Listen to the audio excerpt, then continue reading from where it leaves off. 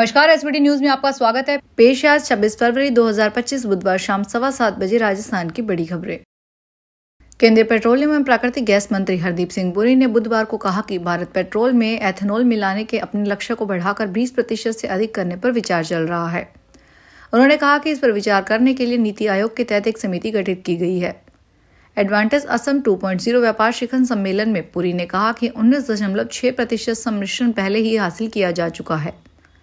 उन्होंने कहा, हम 20% से अधिक जैव ईंधन मिश्रण पर विचार कर रहे हैं। नीति आयोग समूह का गठन पहले ही किया जा चुका है और वे इस पर विचार कर रहे हैं। पुरी ने कहा कि भले ही भारत के सामने विकास संबंधी चुनौतियां हैं, लेकिन सभी जीवाश्म ईंधन उत्पादन कंपनियां 2045 तक शुद्ध शून्य उत्सर्जन हासिल कर लेगी। राजस्थान के शिक्षा एवं पंचायती राज मंत्री मदन दिलावर ने विधानसभा मामले में कहा, गीता की सौगंध खाने की बात कहने वाले डोटासरा के लिए गीता मायने ही नहीं रखती है।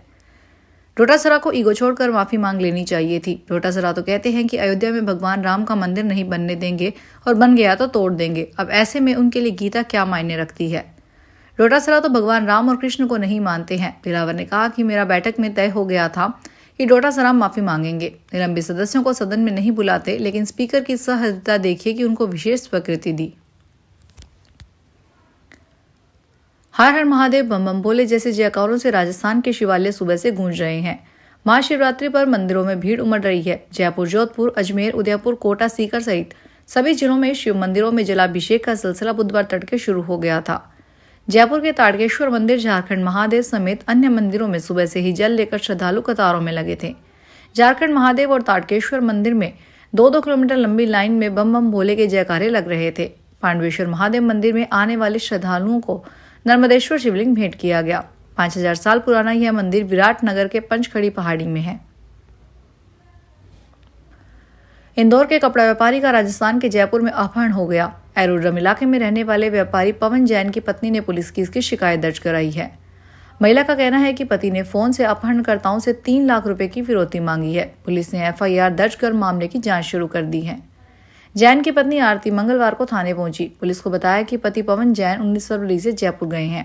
उनके मोबाइल पर दिन में 2 बार बात हो रही थी। मंगलवार सुबह उनके मोबाइल से कॉल आया। जब फोन उठाया तो किसी दूसरे युवक ने बात की, कहा कि हमने पवन का अपहरण कर लिया है। खजुराहो स्थित बागेश्वर धाम में 251 जोड़ों का सामूहिक विवाह महोत्सव हो रहा है। कार्यक्रम में बागेश्वर धाम के पंडित धीरेन्द्र शास्त्री ने राष्ट्रपति द्रौपदी मुर्मू को हनुमान यंत्र भेंट किया।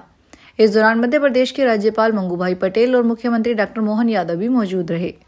पंडित धीरेन्द्र शास्त्री ने कहा, भारत के मंदिरों की पेटियों को गरीबों की बेटियों के लिए खोल दिया जाना चाहिए। बेटियां घर जाना तो मुस्कुराते हुए कहना, हमारे विवाह में राष्ट्रपति महोदया आई थी। CM डॉक्टर मोहन यादव ने कहा, मध्य प्रदेश सरकार की ओर से 51,000 रुपए देने की भावना है, इसलिए सरकार की योजना का लाभ यहां आए जोड़ों को मिलेगा। लखी मेले में इस बार खाटू श्याम जी मंदिर को वैष्णो देवी मंदिर और शीश के दानी थीम पर सजाया जा रहा है। सजावट के लिए चीन, न्यूजीलैंड सहित 5 देशों से हाइड्रेजिया, लिली, रेडबेरी, आर्किड फूल मंगवाए जा रहे हैं। प्रवेश द्वार पर नारियल बंधे हुए नजर आएंगे। 75 फीट रास्ते पर ऊपर रंग बिरंगे डिजाइन के छाते लटकाए गए हैं। पहली बार खाटू मेले में 3 नई व्यवस्था की गई है। मेटल डिटेक्टर से भक्तों की काउंटिंग, AI से पार्किंग व्यवस्था और इमरजेंसी हॉस्पिटल बनाया गया है।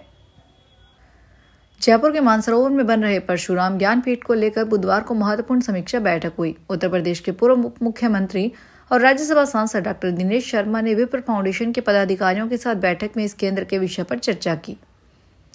डॉक्टर शर्मा ने कहा कि यह केंद्र राष्ट्रीय शिक्षा नीति के अनुरूप काम करेगा। इससे विद्यार्थी वैश्विक प्रतिस्पर्धा के लिए तैयार हो सकेंगे। उन्होंने बताया कि यह संस्थान भारतीय संस्कृति और आधुनिक शिक्षा का बेहतरीन समन्वय होगा। बाड़मेर जिले में रीट की परीक्षा कल से शुरू होगी। बाड़मेर में 27 फरवरी को 2 और 28 फरवरी को 1 पारी में परीक्षा का आयोजन होगा। इसमें बाड़मेर जिले के 48 परीक्षा केंद्रों पर 13,488 परीक्षार्थी शामिल होंगे। इसको लेकर बाड़मेर कलेक्टर टीना डाबी, SP नरेंद्र सिंह मीना ने शहर के संवेदनशील एग्जाम सेंटरों का निरीक्षण कर व्यवस्थाओं का जायजा लिया। इसके अलावा अभ्यर्थियों का फेस रिकॉग्निशन व ID कार्ड जांच के बाद परीक्षा केंद्र पर प्रवेश दिया जाएगा। करौली के खेड़िया गांव में वित्तीय साक्षरता सप्ताह के अंतर्गत एक विशेष शिविर का आयोजन किया गया। भारतीय रिजर्व बैंक के वित्तीय साक्षरता केंद्र और राजस्थान ग्रामीण आजीविका विकास परिषद ने इसका आयोजन किया है। शिविर में स्वयं सहायता समूह की ग्रामीण महिलाएं शामिल हुई। शिविर में RBI की MGS सनीता शर्मा और वित्तीय साक्षरता के क्षेत्रीय प्रबंधक अंतिमा चौहान ने महत्वपूर्ण जानकारी दी। उन्होंने वित्तीय योजना प्रबंधन और जोखिम प्रबंधन के बारे में बताया। CFL केंद्र प्रबंधक मलखान सिंह गुर्जर ने बजट और बैंक ऋण की प्रक्रिया समझाई। दिल्ली में सरकार चलाते हुए जनता के लिए 200 यूनिट खपत कर बिजली मुफ्त करने वाले अरविंद केजरीवाल अब अपने ही बिल को लेकर घिर गए हैं। अत्यधिक बिजली खपत का आरोप लगाकर भाजपा उन पर सवाल उठा रही है। भाजपा को यह मौका सूचना के अधिकार के तहत पूछे गए एक सवाल के जवाब में मिला। इसमें दिल्ली सरकार ने बताया कि अरविंद केजरीवाल बतौर मुख्यमंत्री जिस बंगले में रहते थे उसका 2 साल का बिल 41 लाख रुपए से अधिक का था। RTI एक्टिविस्ट कन्हैया कुमार की ओर से पूछे गए सवाल के जवाब में बताया गया कि अक्टूबर 2022 से अक्टूबर 2024 के बीच 6 फ्लैग स्टाफ रोड के बंगले में 41.5 लाख रुपए की बिजली खपत हुई है। यूपी के मुख्यमंत्री योगी आदित्यनाथ ने गोरक्षपीठाधीश्वर के तौर पर बुधवार को पावन पर्व महाशिवरात्रि का अनुष्ठान संपन्न किया। उन्होंने रुद्राभिषेक कर देवादिदेव महादेव से लोक मंगल और राष्ट्र कल्याण की प्रार्थना की। रुद्राभिषेक गोरक्षपीठ के पीठाधीश्वर आवास में स्थित शक्ति मंदिर में हुआ। रुद्राभिषेक के उपरांत मुख्यमंत्री ने हवन कर गोरक्षपीठ में शिव उपासना का अनुष्ठान संपन्न किया। महाशिवरात्रि पर विशेष उपासना के क्रम में बुधवार की सुबह मुख्यमंत्री ने मंदिर स्थित शक्तिपीठ में भगवान भोले शंकर का गोदूध से रुद्राभिषेक किया।